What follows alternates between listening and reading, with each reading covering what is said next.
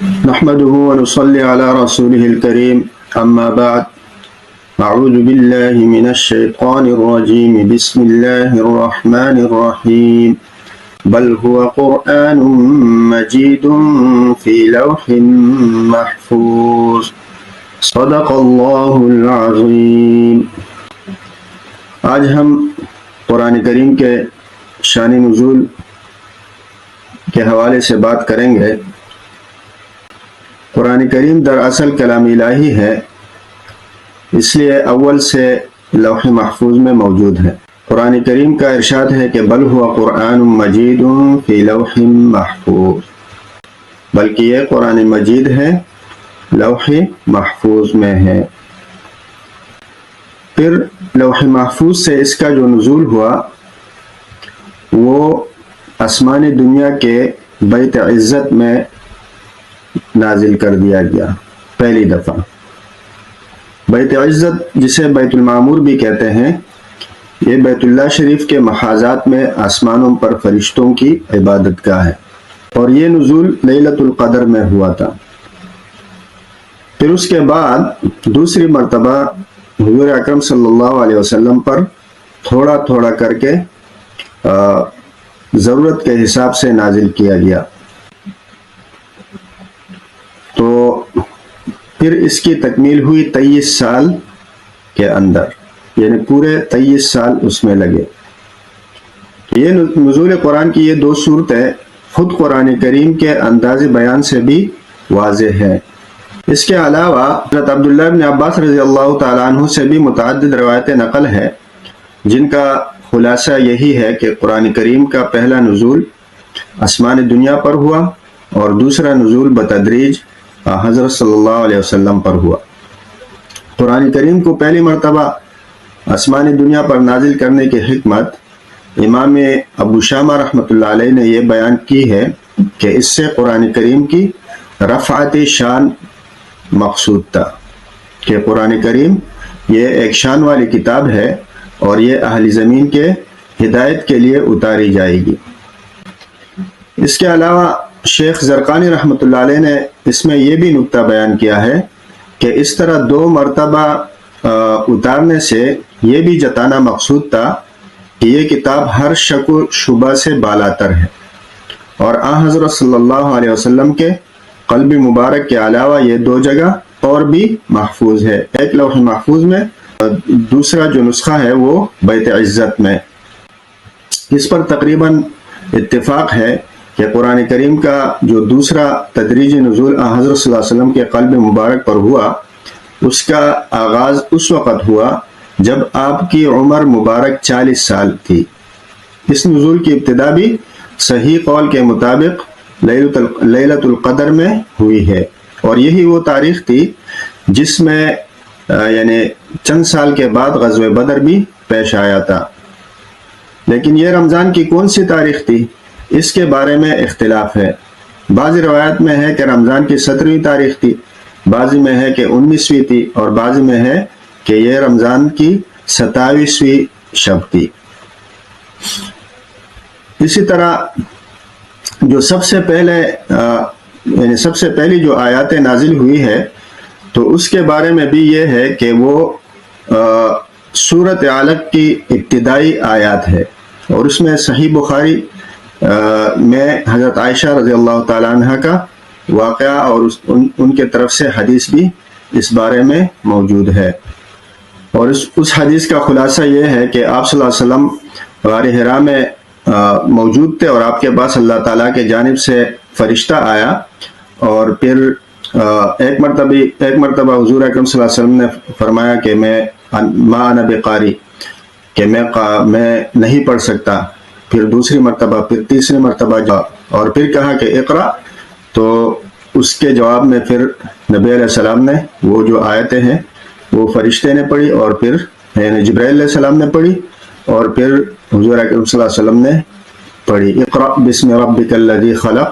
خلق الانسان من علق اقرا وربک الاکرم، آخر تک۔ پھر اس کے بعد 3 سال تک وحی کا سلسلہ بن رہا، اور اس زمانے کو جو ہے اس کو کہتے ہیں فترت وحی۔ کہ 3 سال تک فرشتہ پھر نبی علیہ السلام کے پاس نہیں آیا۔ پھر 3 سال کے بعد سورت مدثر کی جو آیاتیں ہیں وہ پھر نبی علیہ السلام پر نازل ہوئی 3 سال کے بعد۔ اس کے علاوہ آپ نے قرآن کریم کی صورتوں کے عنوان میں دیکھا ہوگا کہ کسی صورت کے ساتھ مکی اور کسی کے ساتھ مدنی لکھا ہوا ہوتا ہے، تو اس کا صحیح مفہوم سمجھ لینا یہ ضروری ہے۔ مکی آیت کا مطلب وہ آیت ہے جو آپ کے بغرض ہجرت مدینہ طیبہ پہنچنے سے پہلے نازل ہوئی، اور مدنی آیت کا مفہوم یہ ہے کہ وہ آپ کے مدینہ پہنچنے کے بعد نازل ہوئی۔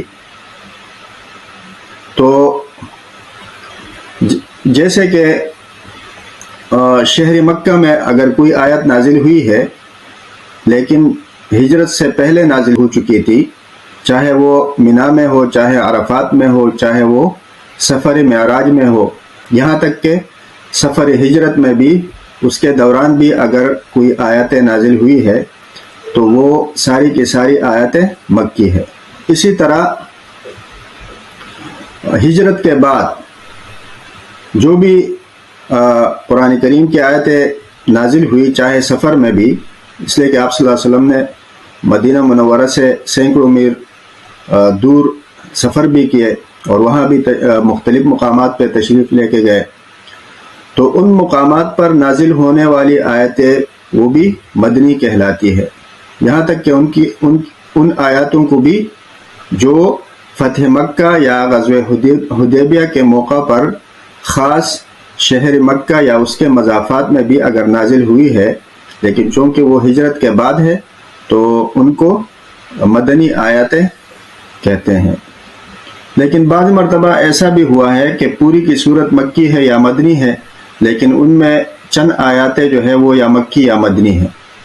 اور بعض مرتبہ اس کے برعکس بھی ہوا۔ تو پھر اس میں ہم کیا دیکھتے ہیں؟ اس میں مفسرین یہ دیکھتے ہیں کہ اکثر آیاتوں کا اعتبار ہوتا ہے کہ جو اکثر آیاتیں اگر صورت میں مکی ہے تو وہ مکی کہلائے گی وہ صورت، اور اگر مدنی ہے تو وہ صورت مدنی کہلائے گی۔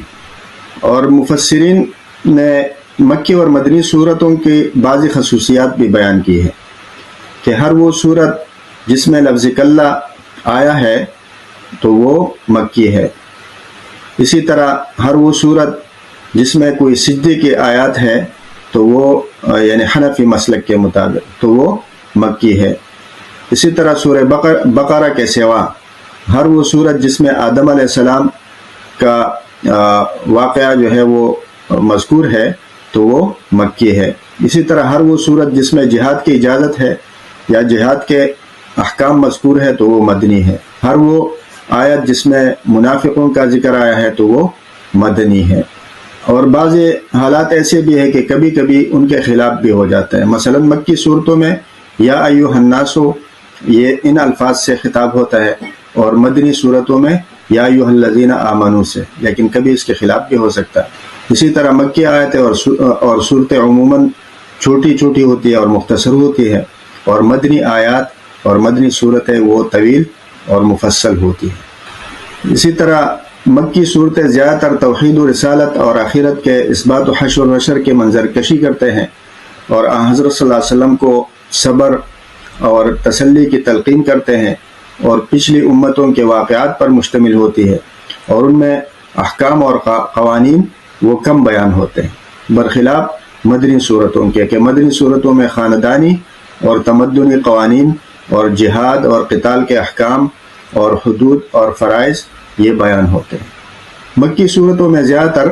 مقابلہ وہ بت پرستوں سے ہے، اور مدنی صورتوں میں زیادہ تر مقابلہ وہ کس سے ہے؟ وہ اہل کتاب سے اور منافقین سے۔ تو یہ اکثر اوقات اس طرح ہوتا ہے، بلکہ بعض اوقات جیسے منافقین کا واقعہ وہ سورہ بقرہ میں ذکر ہے لیکن وہ مکی ہے۔ مکی صورتوں کا اسلوب بیان زیادہ تر جو ہے وہ کیا ہے؟ وہ پرشکوہ ہے،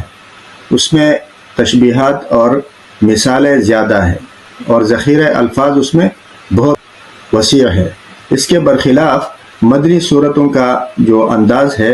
وہ نسبتاً کیا ہے؟ وہ سادہ ہے۔ باقی جس طرح ہم نے ذکر کیا کہ قرآن کریم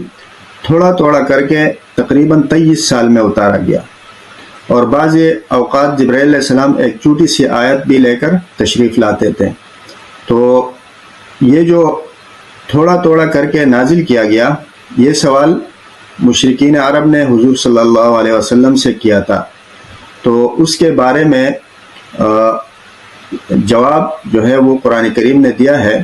اعوذ باللہ من الشیطان الرجیم وقال الذین کفروا لولا نزل علیہ القرآن جملة واحدہ کذالک لنثبت به فؤادک ورتلناہ ترتیلا، جس کا ترجمہ ہے کہ کافروں نے کہا کہ آپ پر قرآن ایک ہی دفعہ کیوں نازل نہیں کیا گیا؟ اس طرح ہم نے قرآن مجید کو تدریجاً اتارا ہے تاکہ آپ صلی اللہ علیہ وسلم کے دل کو مطمئن کر دے، اور ہم نے اس کو رفتہ رفتہ یعنی آہستہ آہستہ پڑھا ہے۔ باقی امام رازی رحمۃ اللہ علیہ نے اس آیات کی تفسیر میں قرآن کریم کی تدریجی نزول کی جو حکمت بیان فرمائی ہے وہ یہ ہے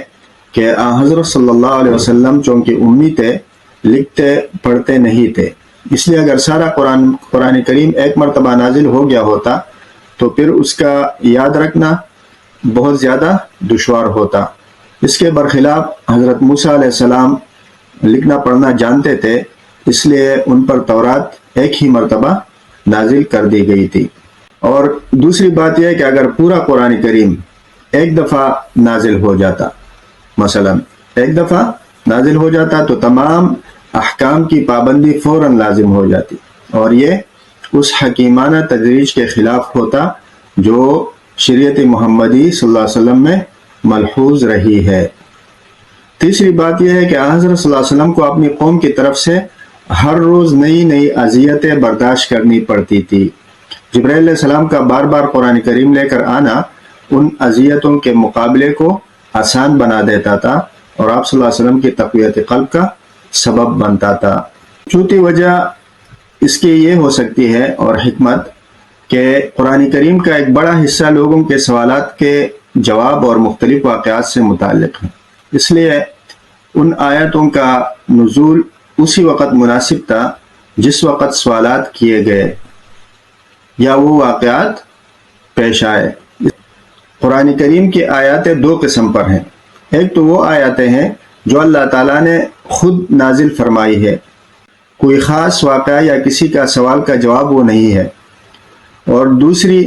قسم کی وہ آیاتیں ہیں جن کا نزول کسی خاص واقعے کی وجہ سے یا کسی کے سوال کے جواب میں ہوا ہے۔ تو اس کو یہ جو آیت کی پس منظر ہے کہ کس وجہ سے وہ آیت نازل ہوئی ہے، اس پس منظر کو مفسرین کے اصطلاح میں سبب نزول یا شان نزول کہتے ہیں۔ جیسے کہ سورہ بقرہ کی آیت ہے وَلَا تَنكِحُوا الْمُشْرِكَاتِ حَتَّى يُؤْمِنُوا وَلَأَمَةٌ مُؤْمِنَةٌ خَيْرٌ مِّن مُشْرِكَةٍ وَلَوْ أَعْجَبَتْكُمْ، یہ ایک آیت ہے۔ تو یہ آیت ایک خاص واقعے میں نازل ہوئی تھی کہ زمانے جاہلیت میں ایک صحابی ہے حضرت مرشد رضی اللہ تعالیٰ عنہ، ان کے تعلقات تھے ایک عناق نامی عورت سے۔ اسلام لانے کے بعد جب یہ صحابی مدینہ طیبہ چلے آئے اور وہ عورت مکہ مکرمہ میں رہ گئی، تو ایک مرتبہ یہ صحابی کسی کام کی وجہ سے مکہ مکرمہ تشریف لے گئے، تو وہاں پہ یہ جو عناق نامی عورت ہے انہوں نے ان کو گناہ کی دعوت دی، تو حضرت مرشد رضی اللہ تعالیٰ نے صاف انکار کر کے فرمایا کہ ابھی میں مسلمان ہوں اور اسلام میرے اور تمہارے درمیان حائل ہو چکا ہے، لیکن اگر تم چاہو تو میں حضور اکرم صلی اللہ علیہ وسلم سے اجازت کے بعد تم سے نکاح کر سکتا ہوں۔ مدینہ طیبہ جب تشریف لائے تو انہوں نے آپ صلی اللہ علیہ وسلم سے نکاح کی اجازت چاہی اور اپنی پسندیدگی کا اظہار بھی کیا، تو اس پر یہ آیت نازل ہوئی، اور اس آیت میں مشرک عورتوں سے نکاح کی ممانعت کر دی گئی۔ تو قرآن کریم کی تفسیر میں شان نزول نہایت اہمیت کا حامل ہے۔ بہت سے آیتوں کا مفہوم اس وقت تک صحیح طور پر سمجھ میں نہیں آ سکتا جب تک اس کا شان نزول معلوم نہ ہو۔